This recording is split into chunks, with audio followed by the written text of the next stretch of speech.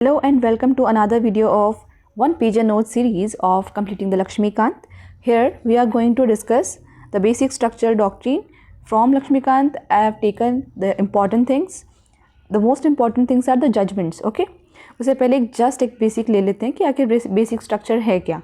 It is the outcome of a tussle between Article 368 and Article 13. ये क्या articles हैं आपको अच्छे से याद होने चाहिए. इफ़ नो तो मैं बता ही देती हूँ. आर्टिकल 368 के अंदर अमेंडमेंट प्रोसीजर है जिसके थ्रू हम कॉन्स्टिट्यूशन को अमेंड कर सकते हैं और नई चीज़ें ऐड या रिमूव कर सकते हैं. ओके. इन आर्टिकल 13 ये फंडामेंटल राइट के अंदर आता है और आर्टिकल 13 का कहना है कि if something the law made by parliament is against the fundamental rights then it will be null and void. Okay. तो सीधे से हमें समझ में आया कि article 13 gives powers to judiciary and article 368 gives powers to parliament to make laws और amend the constitution. Okay. और आर्टिकल 13 के पास पावर है कि वो उसको वॉइड कर सकती है if it is going against fundamental rights. तो ऐसा ही कुछ टसल चला था जो हमें डिफरेंट केसेस के थ्रू पढ़ना है, समझना है. और उस टसल से जो आउटकम निकला था, the solution was basic structural doctrine, जो एक बहुत ही फेमस केस केशवानंद भारती के अंदर एस्टेब्लिश हुआ था. ओके. लेट्स अंडरस्टैंड ये जो भी चीज़ें हैं आपको शायद समझ में आ ही जाएगा. ओके. ऐसे कैसे केस याद करना, ये चीज़, ये फ़ोटो आपके दिमाग में ऐसे कैसे प्रिंट हो जानी चाहिए. Okay.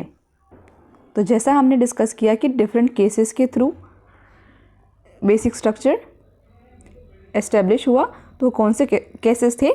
The first case was Shankari Prasad versus union of India in 1951. हमारी टसल चल रही है बिटवीन आर्टिकल 13 एंड आर्टिकल 368. तो जो Shankari Prasad versus union of India case था उसके अंदर जुडिशरी ने, सुप्रीम कोर्ट ने बोला कि फर्स्ट कॉन्स्टिट्यूशनल जो है अमेंडमेंट वो वैलिड है और article 13 is laser powerful than article 368. समझ में आया. फर्स्ट कॉन्स्टिट्यूशनल अमेंडमेंट में क्या था, द 9th शेड्यूल एडिशन, उसके अंदर 9th शेड्यूल ऐड किया था जो लैंड रिफॉर्म्स के रिलेटेड था. उसके अंदर राइट टू प्रॉपर्टी इन्फ्रिंज हो रहा था, लेकिन जुडिशरी ने बोला कि नहीं, article 368 is more powerful than 13. तो यहाँ क्या हुआ कि मतलब आर्टिकल 368 और we can see the parliament won. The first constitutional amendment act is valid. The parliament can amend fundamental rights.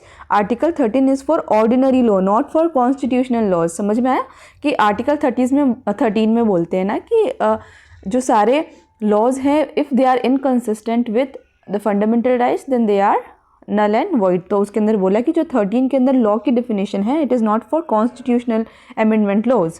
Okay. उसके बाद आया second case which is Sajjan Singh versus state of Rajasthan.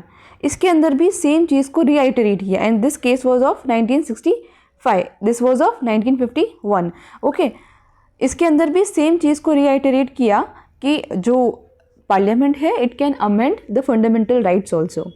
तो इन दो केसेस के अंदर क्या हुआ, शंकरी प्रसाद और Sajjan Singh versus state of Rajasthan में आर्टिकल 368 गॉट पॉइंट्स और इट वॉन. ओके. नाउ उसके बाद थर्ड एंड मोस्ट इम्पॉर्टेंट, और इसी से सारी चीज़ रिवर्स हुई थी, इसी से सारी चीज़ इनिशिएट कह सकते हैं हम, कि 17th कॉन्स्टिट्यूशनल अमेंडमेंट को चैलेंज करते हुए एक केस आया था, Golaknath versus state of Punjab. इसके अंदर for the first time parliament reversed and it's okay, the judiciary reversed and said the parliament can not amend the fundamental rights. समझ में आया. For the first time they said that article 13 is more powerful than article 368. समझ आया. इसका जवाब देने के लिए पार्लियामेंट रिएक्टेड. they said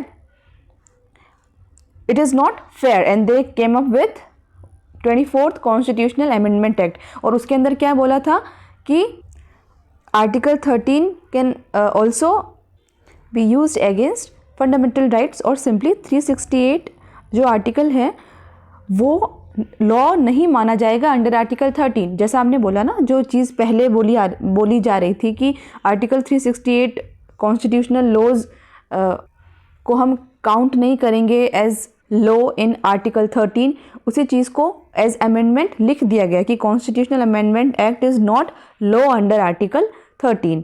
तो इस हिसाब से जो जजमेंट आया था उसको रिवर्स कर दिया गया कहीं ना कहीं। Golaknath versus state of Punjab में ये बोल दिया गया था कि पार्लियामेंट कैन नॉट, बट इसका रिएक्शन दिया पार्लियामेंट ने by coming up with 24th constitutional amendment act. It was in 1967। You have to remember this case, okay. सारे याद करने, इतना सा पेज है, you have to see it again and again and you have to learn it, okay. The next one is Keshavananda versus state of Kerala. ये जो हम सुनते हुए आते हैं, ये मोस्ट इंपॉर्टेंट। इसके अंदर इट वॉज 13 जजेस case in 1973। The result was the parliament can amend but it can not affect, ये डोंट, थोड़ा सा ग्रामेटिकल आप समझ लेना, it can not affect the basic features of the constitution. समझ में आया? अगेन वही चीज़ का केस गया कि आर्टिकल 13 ज़्यादा पावरफुल है कि 368, और इसके अंदर इस सारी टसल से एक नया इनोवेशन हुआ वेयर द जजेस सेड कि 13 जजेस की बेंच थी, they said you can amend, या पार्लियामेंट को खुश कर दिया गया कि आप अमेंड कर सकते हैं, लेकिन इस चीज़ का ध्यान रखिए कि जो आपका अमेंडमेंट है वो कॉन्स्टिट्यूशन के बेसिक फीचर्स को अफेक्ट और इम्पैक्ट नहीं करेगा। लेकिन उन्होंने इस चीज़ की बिल्कुल लिस्ट बना के नहीं तैयार करी कि these are the basic features. इन्होंने कहा कि within different cases this particular thing will be elaborated और एक्सप्लेन्ड फर्दर ऑन, ओके। और उसके बाद क्या हुआ, इन 1975 इंदिरा गांधी, जैसे आप जानते हैं कि जो एमरजेंसी का जो पीरियड था उसके अंदर Indira Gandhi government came up with 39th and 42nd constitutional amendment act. उसका इस बेसिक स्ट्रक्चर से ऐसा रिलेशन है कि दे सेड कि supreme court have no rights to impact और interfere in the electoral disputes. समझ में आया? जो उनके ऊपर एलिगेशंस थे that the particular elections were not fair, तो उन्होंने सुप्रीम कोर्ट को इस चीज़ से बिल्कुल बाहर ही कर दिया, ओके। लेकिन फिर इस चीज़ को एब्रोगेट किया गया by judiciary, saying that it is affecting the basic structure, okay. Next case is the Minerva Mills case 1980। इसके अंदर it is not it, ये ऊपर वाली चीज़ का है। इसके अंदर बेसिकली जो जुडिशियल रिव्यू था, डोंट यू वरी, ये वाला ही PDF, मार्क्ड PDF मैं आपको सेंड कर दूंगी।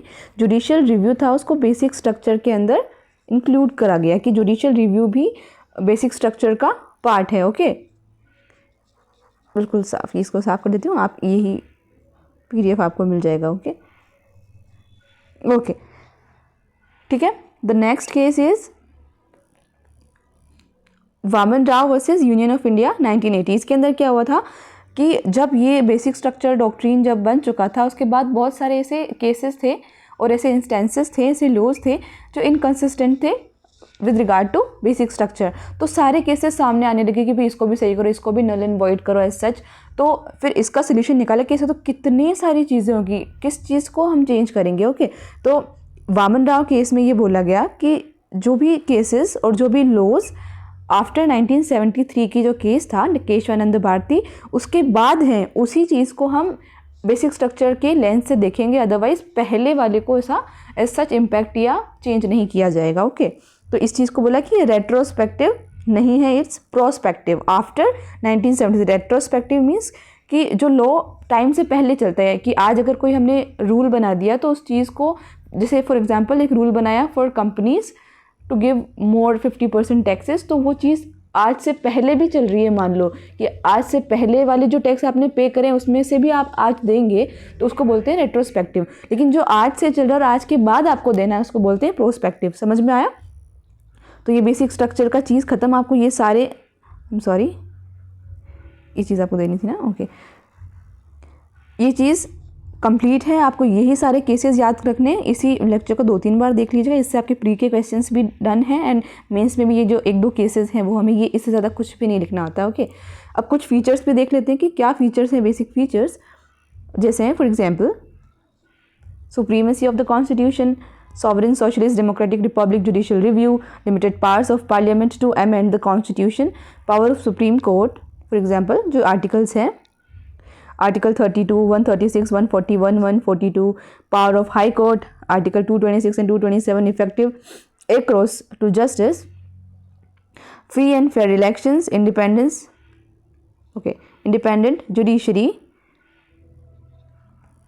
Welfare state. ओके, ये लिस्ट ख़त्म नहीं हुई है, जस्ट मैंने जो कुछ अच्छे से फीचर्स थे वो लिख दिए ताकि हमें थोड़े बहुत याद रह जाए, और ये चीज़ लिस्ट बनती जाती है, जैसे सुप्रीम कोर्ट ने कहा कि ये लिस्ट फ्लूइड है। Okay okay, thank you. In the next video we will understand about okay comparison of constitution, different constitution Britain India, जो इम्पॉर्टेंट है एक दो। ओके, और उसके बाद union and its territory, amendment, citizenship, और ये वाला जो PDF है I am sharing. Okay okay, thank you.